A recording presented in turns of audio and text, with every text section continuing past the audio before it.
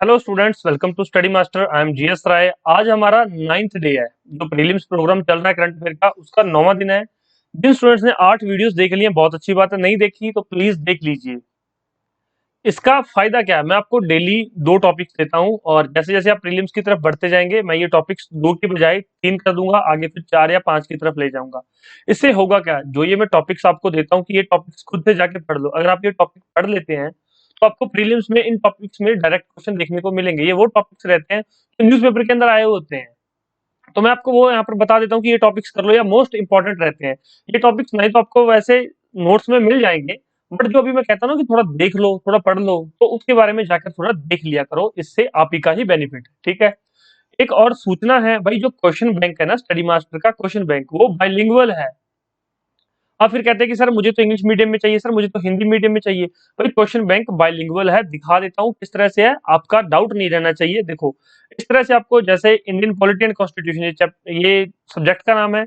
उसके बाद चैप्टर है 9th चैप्टर। आपको एक तो चैप्टर वाइज क्वेश्चन मिलेंगे। जैसे ये 9th चैप्टर है फंडामेंटल राइट्स, इसमें प्रीवियस ईयर क्वेश्चन दे रखे हैं और मोस्ट एक्सपेक्टेड एमसीक्यूज दे रखे हैं। पहले क्वेश्चन यहाँ पर इंग्लिश में लिखा हुआ है, उसके बाद सेम क्वेश्चन नीचे हिंदी में भी लिखा हुआ है। तो आपको कोई भी क्वेश्चन समझने में परेशानी नहीं होगी। इस तरह से आपको सारे क्वेश्चंस मिलेंगे। और ये स्टडी मास्टर का पेड क्वेश्चन बैंक है। अगर आपको ये चाहिए तो आप लोग हमें व्हाट्सएप पे कांटेक्ट कर सकते हैं, 9896160956। और भी डिटेल आपको जो चाहिए तो आप ले सकते हैं, ठीक है। चलिए शुरू करते हैं हमारी वीडियो को। ये हमारा करंट अफेयर का स्पेशल सेशन है, और जो आपको ये सभी एग्जाम्स के लिए फायदेमंद रहेगा। पहला क्वेश्चन देखते हैं। When is international delegates day is being celebrated? अंतरराष्ट्रीय प्रतिनिधि दिवस कब मनाया जा रहा, मतलब मनाया गया। ये मनाया जा रहा है, थोड़ा टाइपिंग मिस्टेक है। अंतरराष्ट्रीय प्रतिनिधि दिवस कब मनाया गया? सिंपल सा क्वेश्चन है, पता हो तो ठीक है, 25 अप्रैल। और आज के जो टॉपिक्स हैं वो नोट कर लो, पढ़ लेना, बहुत इंपॉर्टेंट टॉपिक्स हैं। LIBOR, लिबोर क्या है? क्वेश्चन डायरेक्ट आपसे फुल फॉर्म पूछ लेगा। MIBOR, मिबोर क्या है? Indian post payment bank, IPPB, Indian post payment bank, इनका काम क्या है? इनकी शुरुआत कब हुई?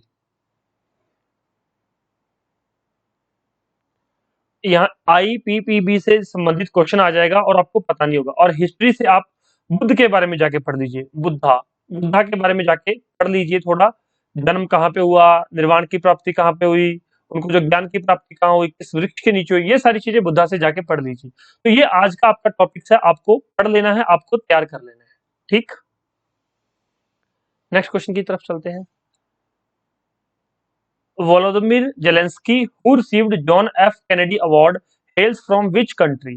भाई जॉन एफ कैनेडी पुरस्कार प्राप्त करने वाले वोलोदिमिर जेलेंस्की किस देश के निवासी हैं?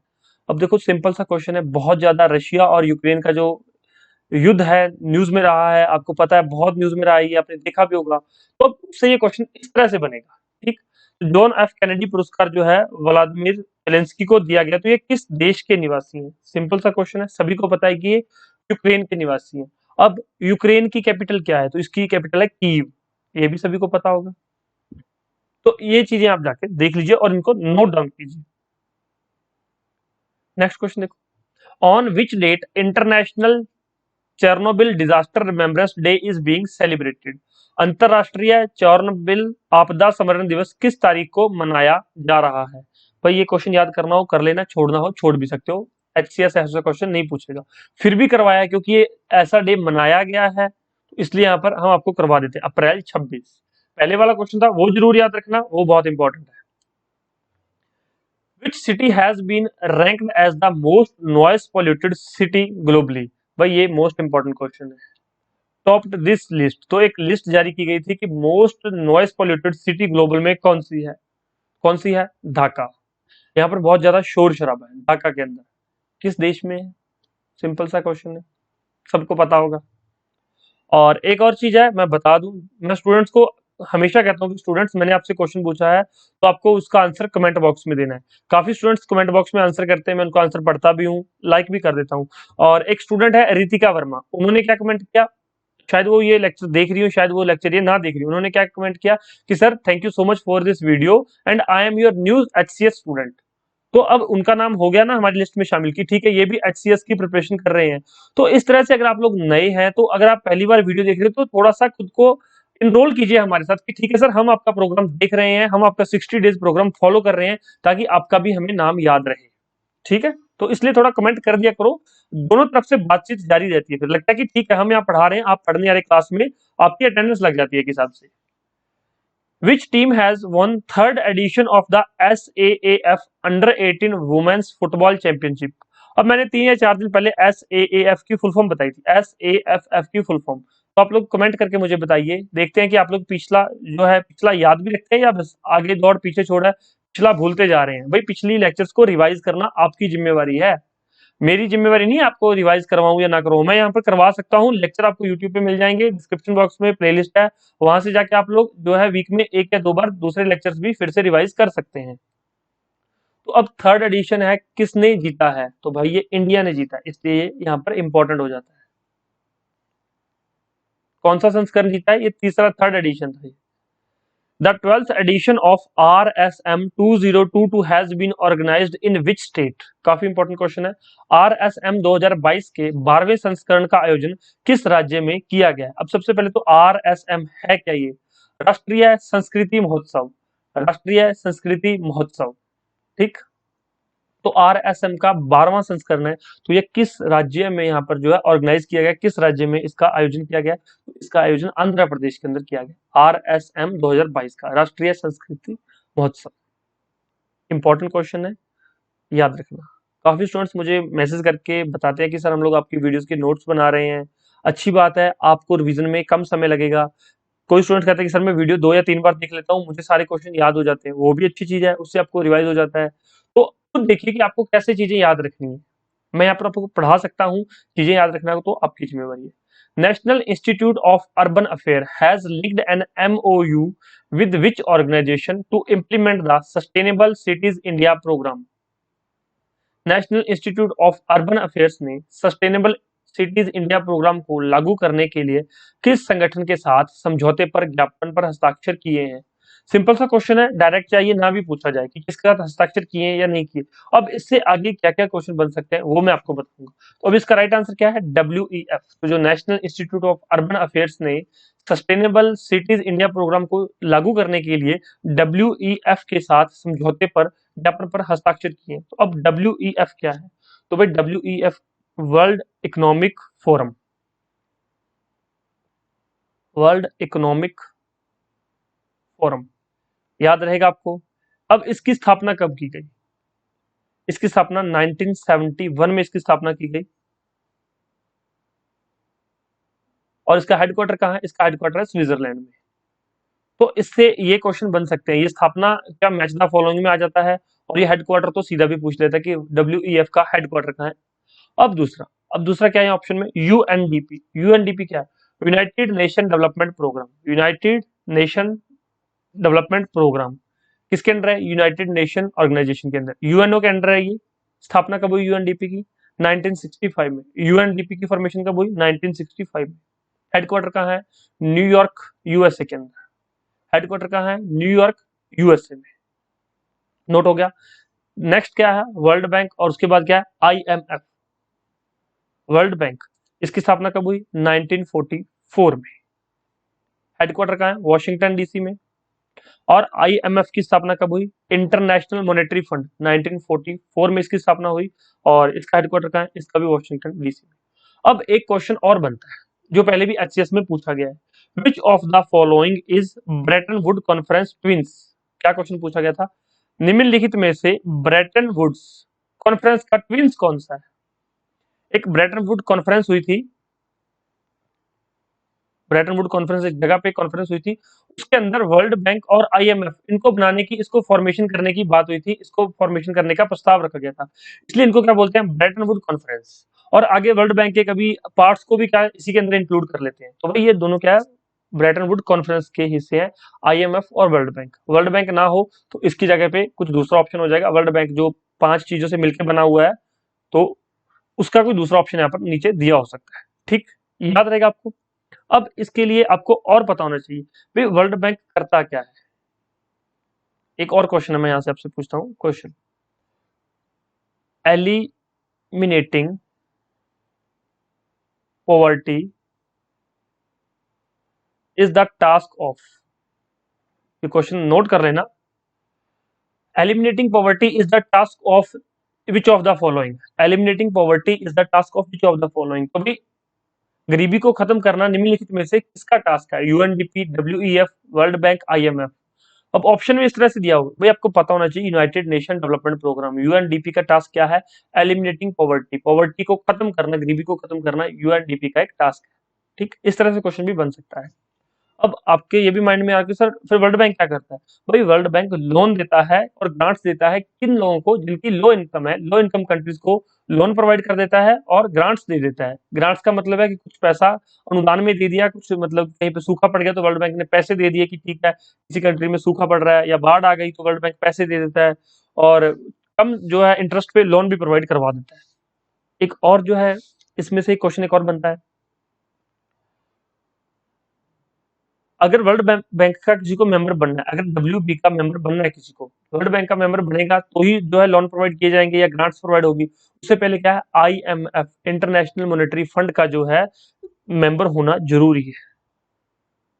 ठीक, तो ये एक मतलब कि बहुत इंपॉर्टेंट पॉइंट है कि वर्ल्ड बैंक का मेंबर बनने के लिए जरूरी कंडीशन क्या है कि आईएमएफ का जो मेंबर होना जरूरी है।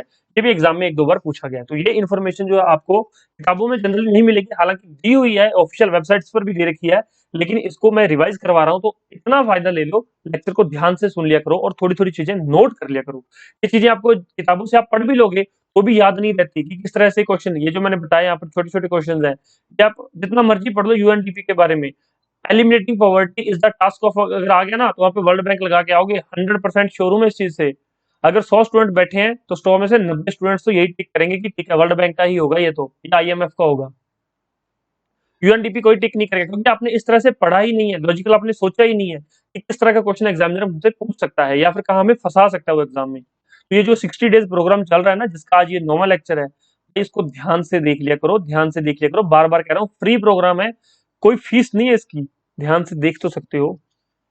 और एक छोटी सी फीस है भाई, वीडियो को लाइक कर दो और एक अच्छा सा कमेंट कर दो कि सर हमें इस वीडियो से फायदा होगा, ये इस वीडियो की फीस है आपके लिए, एक लाइक और एक कमेंट बस।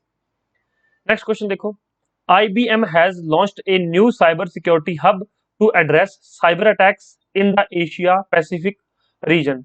Where is hub located? तो भाई IBM ने एशिया प्रांत क्षेत्र में साइबर हमलों को संबोधित करने के लिए एक नया साइबर सुरक्षा केंद्र शुरू किया। तो भाई ये साइबर सुरक्षा केंद्र कहाँ पर स्थापित किया गया? तो ये बेंगलुरु के अंदर है। साइबर सिक्योरिटी जो है एक हब शुरू किया गया, क्योंकि आपको पता है सारा कुछ आजकल ऑनलाइन चल रहा है, तो साइबर सिक्योरिटी के लिए बेंगलुरु में एक हब शुरू किया गया एपीएसी के द्वारा। नेक्स्ट क्वेश्चन देखो, which state high court has banned in animal slaughtering in public places? तो किस राज्य के उच्च न्यायालय ने सार्वजनिक स्थानों पर पशु वध पर प्रतिबंध लगाया है?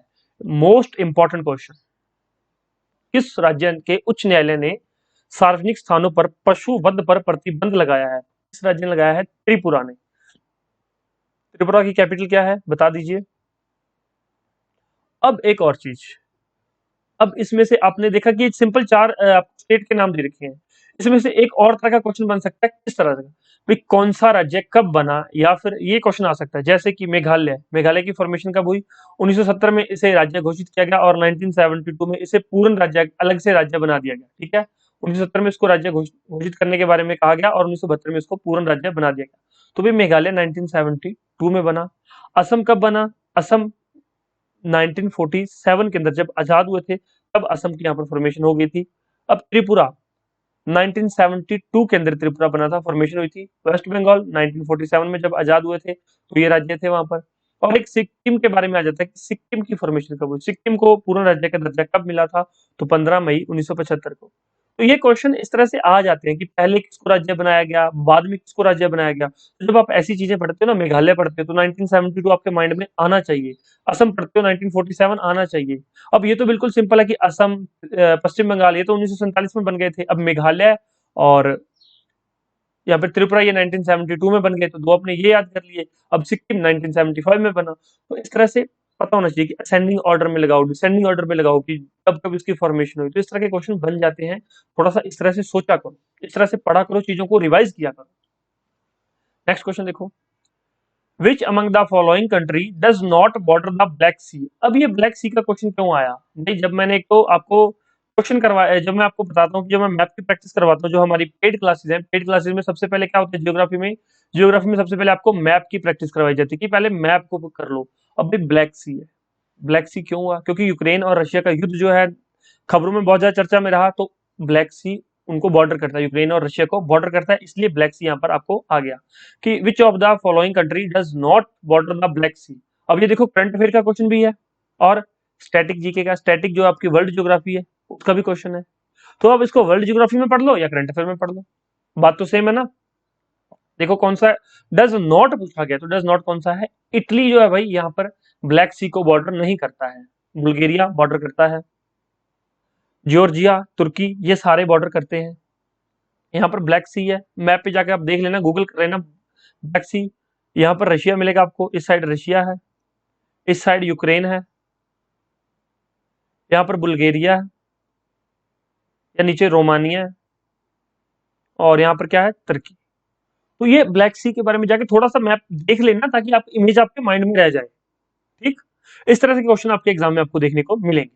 अब ये नहीं कि ब्लैक सी आपने तो काला सागर नहीं पढ़ा, किसी ने बताया नहीं आपको, भाई कोई बताए कैसे? आपको पता होना चाहिए कि न्यूज में क्या था। Which Indian film has won the best film award? भाई बेस्ट फिल्म का अवार्ड कहां पर? ढाका इंटरनेशनल फिल्म फेस्टिवल 2022 में किस भारतीय फिल्म को सर्वश्रेष्ठ फिल्म का पुरस्कार मिला है? कहां पर?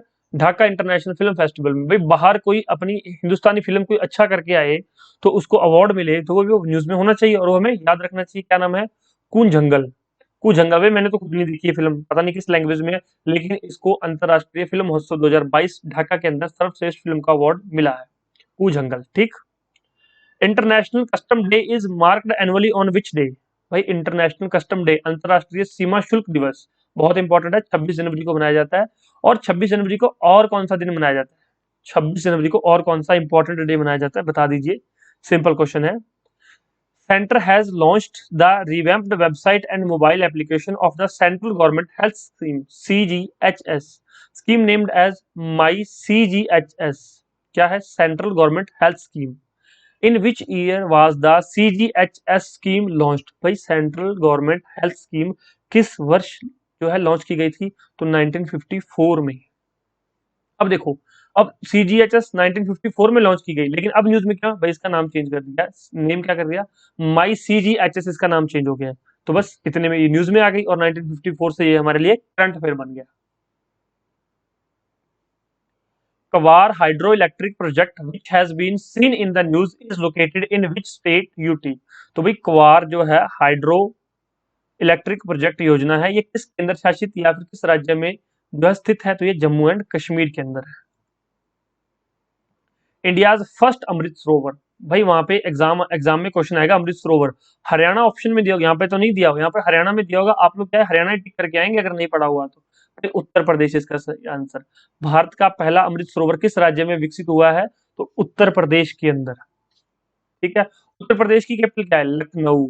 और एक और क्वेश्चन बनता है कि लखनऊ किस नदी के किनारे स्थित है? आपसे क्वेश्चन पूछे जाते हैं ना कि किस नदी के किनारे कौन सा यहाँ पर शहर बसा हुआ है।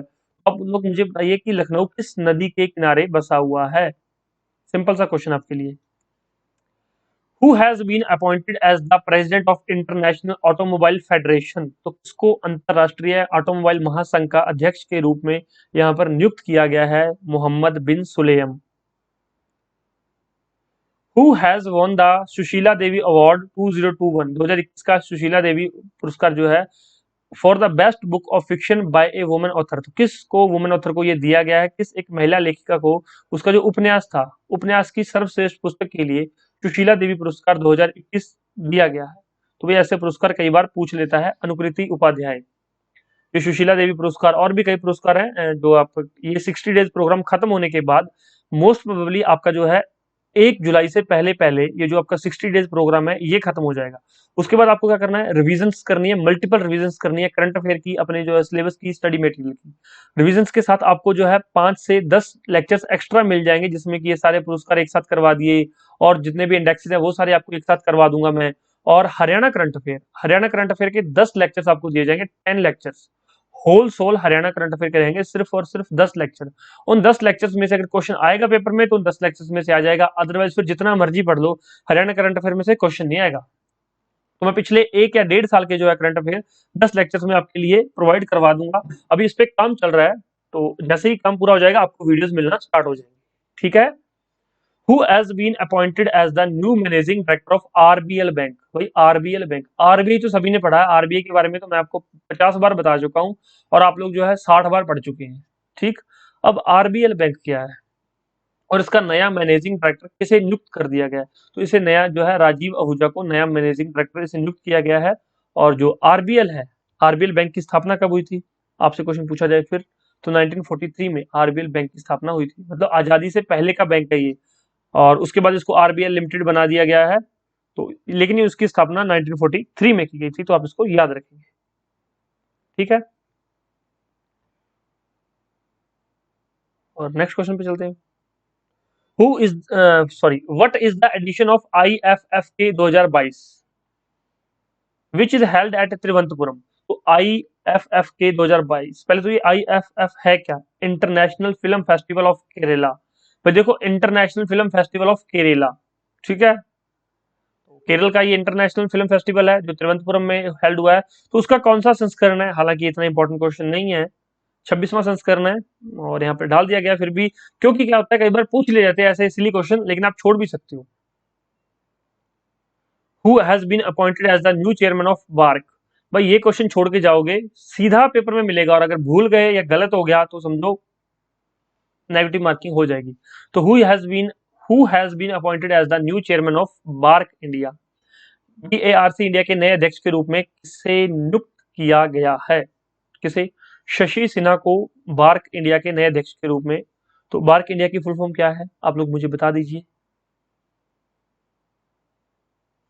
Bhabha atomic research centre, Bhabha atomic research centre, इसकी फॉर्मेशन कब हुई थी? 1954 में। कब हुई थी? 1954 के अंदर इसकी फॉर्मेशन हुई थी। और इसका हेडक्वार्टर कहाँ है? इसका हेडक्वार्टर कहाँ है? मुंबई में। भाई ये इंपॉर्टेंट चीजें हैं। और ये नाम शशि सिन्हा, भाई कहीं भी आपके नोट्स है वहां पर लिख दो शशि सिन्हा। जब वुमेन एम्पावरमेंट की बात आती है, सरकार बेटी बचाओ बेटी पढ़ाओ पे लगी हुई है, तो शशि सिन्हा, इस तरह के क्वेश्चन आपको एग्जाम में पक्का मिलेंगे। और जब ये क्वेश्चन आएगा तब आपको जीएस राय भी एग्जाम में याद आएगा कि ठीक है सर ने कहा था कि ये क्वेश्चन एग्जाम में पक्का आएगा, ठीक है। चाहे एग्जाम कभी भी हो, ये क्वेश्चन आपको एग्जाम में देखने के लिए मिलेगा। इसके अलावा हमारे पास पेड स्टडी मटेरियल है, ये हमारे 20 क्वेश्चन थे, ये इनके आंसर्स है, साथ में आंसर विद एक्सप्लेनेशन दे रखी है। इसके अलावा हमारे पास क्वेश्चन बैंक अवेलेबल है, मैं वीडियो के स्टार्टिंग में आपको बता चुका हूँ, बाइलिंगुअल अवेलेबल है। और शॉर्ट स्टडी मटेरियल है, शॉर्ट नोट्स हैं, स्टडी मटेरियल फॉर प्रीलिम्स है। और Haryana staff selection commission CET के लिए स्टडी मटेरियल अवेलेबल है हमारे पास। टेस्ट सीरीज अवेलेबल है, और आप लोग अगर कुछ भी चाहिए तो व्हाट्सएप पे कांटेक्ट कर सकते हैं 9896160956। अगर मैं आपको यहाँ पर फ्री में जो करंट अफेयर्स इतना बेनिफिट दे सकता हूँ, तो हमारा स्टडी मटेरियल पढ़ के देखिए, टेस्ट सीरीज अटेम्प्ट करके देखिए, और बाइलिंगुअल जो है क्वेश्चन बैंक लेके देखिए, आपको कितना फायदा होगा, आप प्रीलिम्स के कितना नजदीक पहुंच जाएंगे, ठीक है। फिर भी कोई डाउट हो तो आप हमसे पूछ सकते हैं, हमारे फोन नंबर स्क्रीन पे दिए गए 9896160956। और जितने भी क्वेश्चन आपको बताए गए उनका कमेंट करके जो है आंसर जरूर देना। अगर कमेंट करके आंसर नहीं दोगे तो फिर आपकी अटेंडेंस एब्सेंट लग जाएगी, ठीक है। एब्सेंट नहीं लगवानी तो भाई कमेंट जरूर करना, ठीक है। मिलते हैं नेक्स्ट लेक्चर में, धन्यवाद। और एक और न्यूज आपके लिए, जो जनरल स्टडीज के लेक्चर देख रहे हैं वेल एंड गुड, जिन्होंने नहीं देखे जनरल स्टडीज के लेक्चर, डिस्क्रिप्शन बॉक्स में लिंक है भाई, हिंदी और इंग्लिश दोनों में अवेलेबल है, देख लो जाके। Okay, thank you, bye bye.